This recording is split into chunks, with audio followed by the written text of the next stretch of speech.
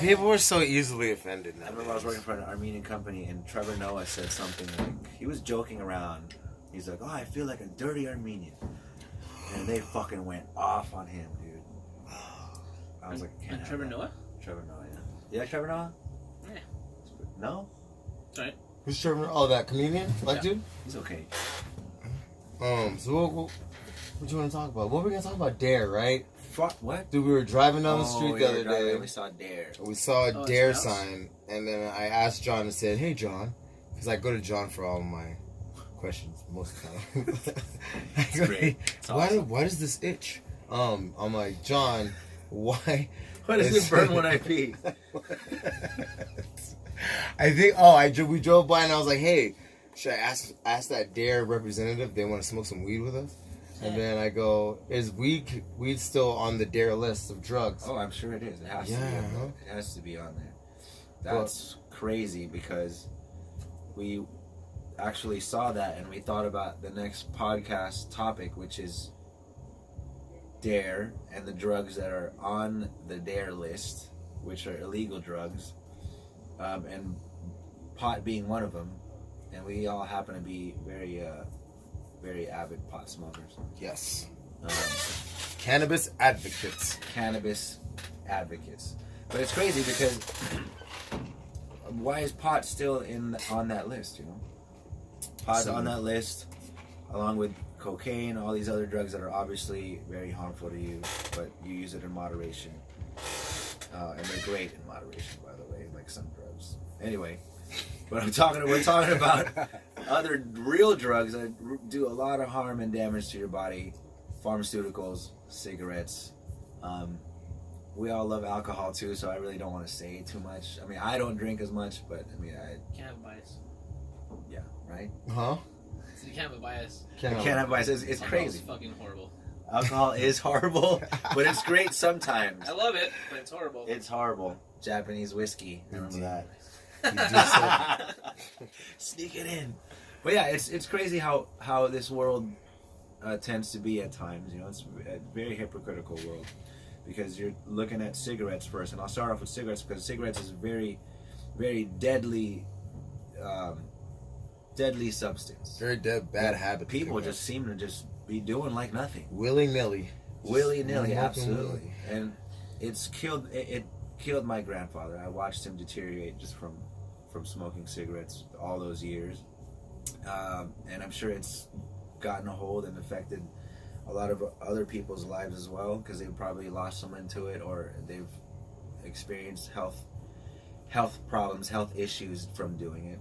And that just goes to show you it's crazy because it's legal and it's open and it's pretty much accessible to anybody. I feel, you know, you can just go up to somebody and ask for a cigarette and they'll just give it to you. Nobody's gonna go, "Oh, how old are you?" Yeah. All right, I don't do this. But if you ask somebody for pot, it's kind of like, it is, right? Yeah. It's like, oh my God, what's going on here? Even some people, I mean, they still frown upon it. I mean, everybody has their own thing that they don't like. Some people have triggers. Cannabis is one of them for some people, but I mean, it's got a bad rap. And I think it's sad that it does. It's got a bad rap. Absolutely. Can I tell you something that happened this weekend? Absolutely. Real quick. I went to breakfast with my parents, and I was with me and Sarah, my girlfriend, and then my mom and dad. And my dad goes, he's like, "Yeah, so we're taking up. We're vegans. We're not eating. I guess they've been vegan for a while. It's like we don't eat meat. We don't eat anything that has a mother or a mouth. Is that how they say it? A mother or a mouth. Yeah. That's all meats, right? So he orders an omelet. And I'm like, there's just some sausage in there, right? He's like, today's cheat day, son. It's okay today. Is that a real story?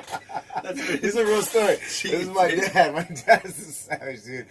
So we eat breakfast, and I remember we're walking out to the car, and we get to the car. He opens up his door and gets a pack of cigarettes out. He lights up a cigarette. I used to pack of Cools menthol too because it's black. So he lights up a cool cigarette. I'm like, "You're the worst vegan ever."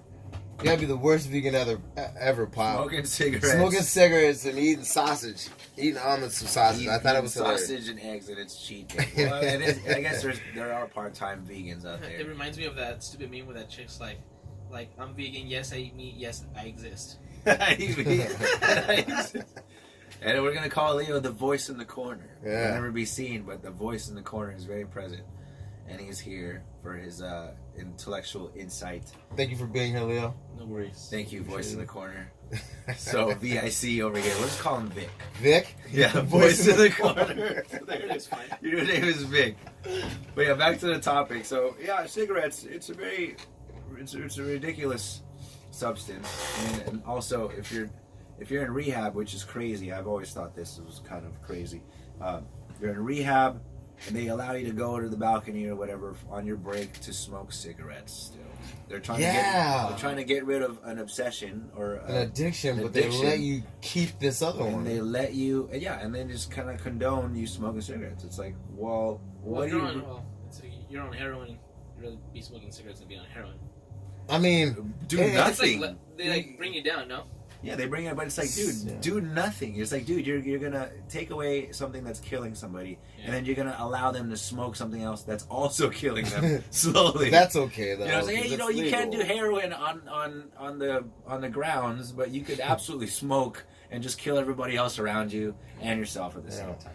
It's ridiculous. Yeah, I went through that recovery system also, and everybody was a smoker. Everybody was smoking because everything else was taken away from them, and that's all they had. So so that was their only outlet, was just smoking. And then electronic cigarettes was a big thing. I got into it too, when I was smoking an electronic cigarette just for the taste. Like I don't even like nicotine. I think I got addicted to the nicotine because I like the taste. I like nicotine. Yeah, well, so it's a bad habit, and it's amongst recovery. Vic likes fucking nicotine. You like nicotine? Nicotine gum, yeah. Nicotine gum. You like nicotine gum? Wait, so you don't? 2 milligrams. So did you smoke before? But you just like nicotine? I used to smoke when I would drink, like socially, but I never bought like cigarettes, like smoke them. But I don't smoke cigarettes. I just like the feeling of nicotine, like the upper, the quick rush. Well, it's the only drug that if you're feeling down, it'll level you out or bring you up, and if you're feeling up, it'll level you out. See, but that's because maybe you don't have an addictive personality, so it doesn't. I have a very addictive personality. Are you addicted to nicotine? No. So you don't do it. Do you ever? What are you addicted to? If you don't mind me asking. Mine was cocaine. So. I used to be addicted to a lot of stuff. A lot of stuff, like GI Joes. MDMA, alcohol. Yeah, but you're not a frequent user about it. Like an you're not a frequent user. Like. So. No, because I have it under. I'm fucking 28 now. I got it under control. Yeah. I gotta get my life together. You don't even look 28, Leo. Yeah. You look like you're Vic. I'm sorry, Vic. Vic over here. Vic, you look like you're 18, dude. 18-year-old Vic. He's not 18. He's of age to be on the show and to talk about it. Yeah, he is. He's of age. He just looks.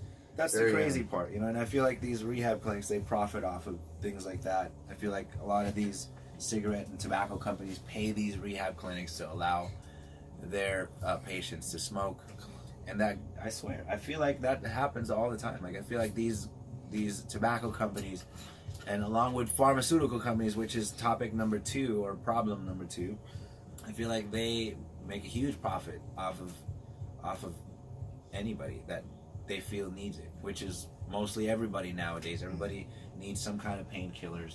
They need some kind of upper.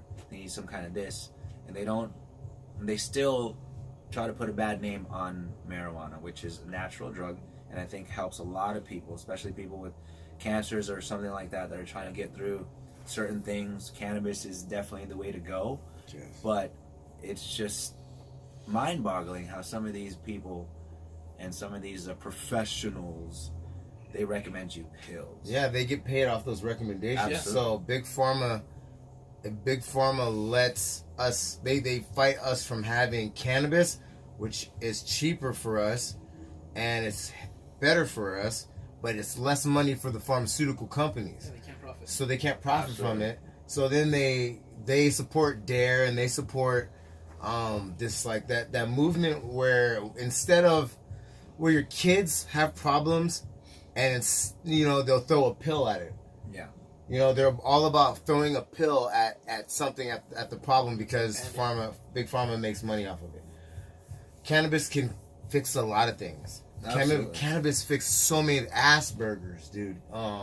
Alzheimer's, PTSD, depression, helps cancer, helps cure cancer, treats the illnesses and other things. But it's still we're struggling with it getting it legal. So big pharma, fuck you. Big pharma definitely is, I think, the number one killer. I would say next to probably maybe and alcohol. It's greed. All it is greed. Yeah, it's just greed. Yeah. And then now it's getting to a point where they are instilling inside of people's minds that they do need it. It's something that I think a lot of people think that they have to rely on to just get through the day, because you're seeing this doctor who's supposed to be this person that's guiding you to a healthier lifestyle, and all these doctors do nowadays, I feel like, is try to make money by promoting a certain pill or sending them off to another doctor buddy of theirs who will give them another pill that on top of the pill that the current doctor's already giving them. So it's a big problem. It's a big problem, and I think it's the number one killer in America, next to cigarettes, of course, and then drunk driving involving alcohol. See, all these things obviously are not as deadly, or don't have to be as deadly, but people abuse it, and it just happens. I've never heard of a case where, actually now I'm hearing a lot of cases now where they're trying to blame marijuana on somebody in a car accident. I've seen a lot of those cases now in the news where it's like, oh, this guy was high on marijuana, he was doing this, and he was in a car accident. Or you'll never see a guy go on a shooting spree. Sorry, I know it's a sensitive subject since it just happened, but our thoughts and all that stuff go out to people that were affected by the things that happened in New Zealand. But I guarantee you that guy was not high on marijuana. I'll tell you that right now. I can be 100% sure that guy was not high on marijuana. Marijuana doesn't make you go out and do shootings. Seriously. So I can almost guarantee you he was probably either on some kind to the present. What's that? It's meant to the present. Absolutely. Yeah, he's something, but it definitely wasn't marijuana. So to further defend something that I've been using probably for almost a decade now, or even a little bit longer, of course I'm always going to defend it over other things that I've seen people get hurt over, or I've seen people take and hurt other people over. It's what could have happened if we got some marijuana to that shooter? Like, if we could have dropped the care package like right before he started shooling, just like what? I don't think I'm going to do this today. I know. I think lost all. He would have lost all like red, all like that. The one to kill. Motivation. Exactly. Lost all motivation. All motivation. I'd do it tomorrow. And that would have gave everybody another day at least. Exactly. So I'm waiting for that mentally unstable verdict to come through, or whatever it is that they're gonna blame it on. But I'm waiting for that. I'm anticipating that. Anticipating some kind of bullshit to come out. They said there's a second shooter now. They have two in custody. Of course. So when was this New Zealand? I'm not familiar with this New Zealand shooting, because there was one in Brazil last week. Yeah, the same day. Oh, it was the same day? Nobody talked about it. No way. We showed you that one too? Quentin, that shit was So nuts. you saw both of them? Yeah. So that one that we were watching. Oh yeah, we watched it. Hey Quentin, if you're listening to this, you are an asshole. Like that shit ruined my day. You fucking ruined a lot of people's day with that shit, man. Was it kind of like the same context? Like it was on live? Was it on the GoPro? It was caught on the school surveillance camera. It was a middle school, bro. Some girl was running out and some guy just axed her in the face. Yeah, so like the school. So this right after the shooting, one kid came in, started shooting. He went through. A second kid comes in with a backpack full of arms, rifles, but then he has an axe in his hand, and he starts axing the kids that have already been shot on the ground, like making sure they're still dead, I guess. And then all the kids started running out that the first shooter went through, that got past. So the kids get past him. The kids are running through the hallway, and he's axing kids as they run by. Now I'm like, why does everybody not jump this motherfucker? His ass, yeah. But I understand kids, kids that aren't used to this kind of situation, that don't have training, you're gonna run. I can't get it. But literally, 50 kids ran by this one kid axing everybody, and all they had to do is somebody just trip this motherfucker or kick him over, something. If each kid hit him, but it was really scary. You also gotta understand too, in that atmosphere, a lot of people are gonna panic. Yeah, they're in fight or flight mode, and obviously the thing is to take flight. I mean, nobody wants to get hurt, nobody wants to get killed. That's just kind of how it goes. Yeah. Of course, I'm sure if somebody were to enter this gym and try to do something like that, it would be a different story, or any other gym, for that matter. Any fight gym, that's for sure. But in that context, it's really tragic, man. It's really very tragic yeah. Because you have to really think about the state of mind. I mean, for me, I'm thinking about what these victims were thinking at that time, or the last few seconds that they had. But I'm also more so thinking about what this guy, this shooter, or shooters, plural, what he must have been thinking in his mind. Like, what would propel somebody, or what would compel somebody to do something like that? Well, he said he was retaliating from all the Muslim attacks that happened in Australia. Jeez, but see, you evil does not begin evil, bro. I mean, yeah, that's just not the way to go. I don't believe in the Bible, but that's like just human nature, or a good consciousness. Man, you just don't go out and try to get revenge, and it wasn't even an immediate attack towards you. See, and that's the bad part. But I could almost guarantee this guy was not high on marijuana. I swear to God, it's impossible. It's impossible. I think marijuana would have changed a lot of things in history. A lot of things in history. Absolutely. Lee Harvey Oswald, he wouldn't have made that shot. Lee Harvey Oswald. JFK might still be alive, bro. Yeah, sure. But yeah, I had a thought. I had a couple thoughts while I was in the shower at 24 Hour Fitness. First thought, somebody keeps peeing in our drains. Somebody keeps peeing in our drains in our bathrooms at the gym. And our gym owner, he goes, "Hey, Justin," he's like, "You know who keeps peeing in our drain, huh?" He's like, "You know who keeps peeing in our drain?" And I'm like, nobody's peeing in our drain. I don't know why somebody would pee in the drain when there's a urinal right there. And then I thought, I'm like, maybe the kids are doing it. And then he goes, "You know what? I think maybe you're the one doing it, Justin." He was joking when he said it, and I was like, I wouldn't pee in a fucking drain. So I was at 24 Hour Fitness taking a shower, and I had to pee. Started peeing in the drain. Right in the drain. And I started thinking about Yuichi, the gym owner. I was like, I want to text him right now and tell him I'm peeing in the drain. In the shower. I'm peeing in the drain right now, in the shower. And my other thought that I had was, our military, like, we're doing this Military Appreciation Day also. I'll give you guys the plug and the link where you guys can get more information on this. But with the military is at a lot. It's right now, the enlistment numbers are going down.